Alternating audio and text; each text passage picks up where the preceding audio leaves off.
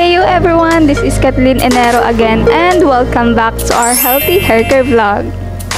So for today's video guys is gagamit muna ako ng mic para naman hindi nyo marinig yung mga ingay dito sa paligid ko.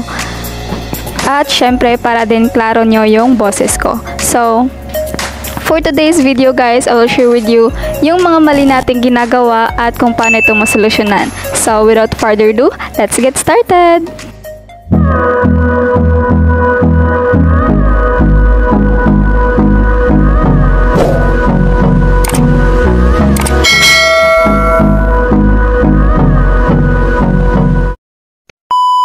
Kung nawawala na yung pagka-moisturize ng iyong buhok at napapansin mo na itong nagda-dry at parang hindi na healthy, so this video is for you. Tapusin nyo hanggang dulo para malaman nyo yung mga dapat nating baguhin sa ating mga routine. So wala nang patumpik-tumpik pa. Unang-una, number 1, daily shampooing can strip your hair of its natural oil. So isa talaga to sa mga rason kung bakit nagda-dry at laging frizzy yung ating hair. So isa sa mga solusyon ko dito at sikreto is you should make a calendar mark or what we call hair wash day. So itong hair wash day, ginagawa ko to tuwing nagsa-shampoo.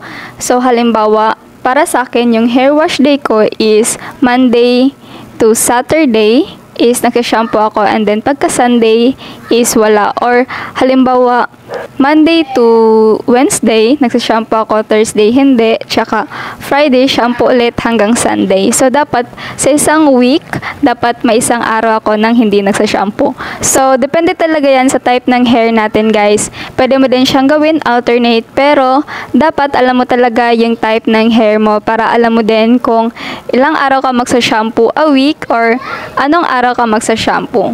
So, let's proceed to mistake number 2, guys. Mistake number 2 is yung high heat styling. So, example dito is yung mga pang straight, yung mga pang curl or yung mga ginagamit nating hair styling tools. So, this can cause pagbabago ng shape sa ating hair strand at mas lalong prone yung hair natin dito sa breakage. So, hindi talaga natin maiiwasan gumamit ng mga hair styling tools lalo na kapag may mga events or kailangan natin mag-ayos or magpaganda. Kaya, isa sa mga solusyon dito guys is you should use yung mga heat protectant spray kapag gumagamit kayo ng mga hair styling tools para naman maprotektahan yung hair natin sa heat na ginagamit natin or sa tools na ginagamit natin guys. Gumagamit na din ako ngayon ng mga hair styling tools at marerecommend ko sa inyo guys yung hairspray na ginagamit ko para maprotektahan yung hair ko. Nakalimutan ko yung pangalan. I think keratin yun. Kasi nga naubos ko na siya and natapon ko na yung lalagyan. So, search ko na lang siya mamaya guys and attach ko na lang dito yung picture. So, yan yung ginagamit ko guys kapag gumagamit ako ng mga hair styling tools sa aking buhok. And I recommend to you guys na opt for lower heat temperature. Babaan nyo yung temperature ng ginagamit yung hair styling tools para naman hindi masyadong madamage yung hair nyo. So, mistake number 3 is chemical overload. Like yung mga mahihilig sa dye, bleaching, or yung mga mahihilig magpa-color ng hair. This can weaken our hair, guys. So, most of the problem ng mga girls is kapag after daw nila magpa-bleach or magpa-dye ng hair nila is mahirap na ibalik yung hair nila sa dati. Like, nagre-result na siya sa frizzy and lagi na silang may split ends sa kanilang buhok. So, isa sa mga solusyon natin dito is you should always check sa mga product na ginagamit natin guys.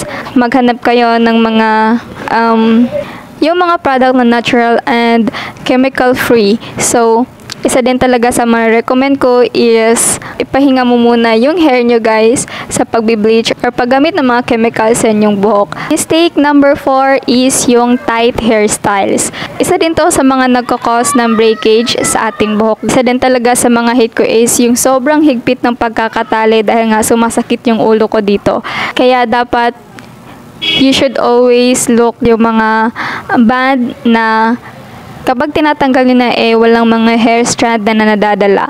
Mas maganda talaga yung mga scrunchies na tela katulad nito. So ito yung ginagamit kong scrunchie. Nabili ko lang siya sa Shopee for only 20 pesos. I think nakalimutan ko na yung price niya guys. But tela po siya and stretchable. And if mas comfortable kayo gumamit ng mga clips, so I'll get my clip guys. So katulad nito guys. Kung mas comfortable kayo gumamit ng mga ganito, mas maganda din to sa buhok dahil nga walang strand din na natatanggal ito at sobrang dali niyang tanggalin kapag tinatanggal niyo na siya sa inyong buhok. So, I recommend this also. At ipapakita ko din sa inyo guys yung mga ginagamit kong band kapag gumagawa ako ng mga kapag nagtitirintas ako ng buhok or yung mas mga maliliit na mga band na ginagawa ko sa aking hair. So, I use this black bands to. So, naghahanap ako ng mas maliit dito para sa mas maliliit na mga style na ginagawa ko sa aking buhok. Ito siya guys. So, iba-ibang kulay to and then ito is black lahat.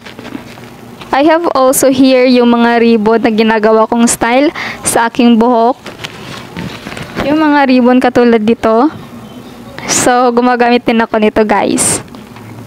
Mistake number 5, last mistake na i-share ko sa inyo is yung paggamit ng shampoo na hindi suits sa type ng hair natin. So, alam naman natin kung hindi tayo hiyang sa mga shampoo na ginagamit natin dahil nga nagkakakuto tayo at kahit na bagong ligo lang tayo sobrang hirap niyang suklayin at saka sobrang buhaghag niya kahit basa pa yung hair natin. So, kapag ganyan na yung result niya guys, stop mo na yung paggamit at saka mag-change ka na ng shampoo na gagamitin mo. Na-share ko na sa inyo guys yung shampoo na ginagamit ko and sobrang tagal ko na siyang ginagamit guys and hanggang ngayon nag-stick pa rin ako sa shampoo na ginagamit ko na yon. Sobrang trusted ko na talaga siyang shampoo dahil nga kahit hindi ako gumagamit ng gata ng niyog, minimaintain niya pa rin yung pagka-shiny at pagka-healthy ng aking hair. So, watch niya lang sa previous videos ko. Na-share ko na po kung anong product or kung anong shampoo yung ginagamit ko. So, kapag gumagamit din kayo ng conditioner guys, mas mabuting sa hair strand na lang siya nilalagay para mas ma-absorb ng ating hair strand yung nutrients na meron sa conditioner na ginagamit natin. Kung paano natin alagaan yung face natin, dapat ganun din yung pag-aalaga sa ating hair guys.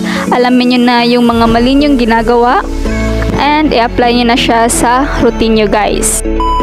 And that's all for today's video guys. Sana may natutunan kayo. Hanggang dito na lang guys dahil nga sobrang init na dito sa pwesto ko. If you have request, you can comment down below para magawa din natin yan ng video. Don't forget to like, comment, and subscribe to my YouTube channel guys for more videos and updates. See you on my next vlog. Bye bye!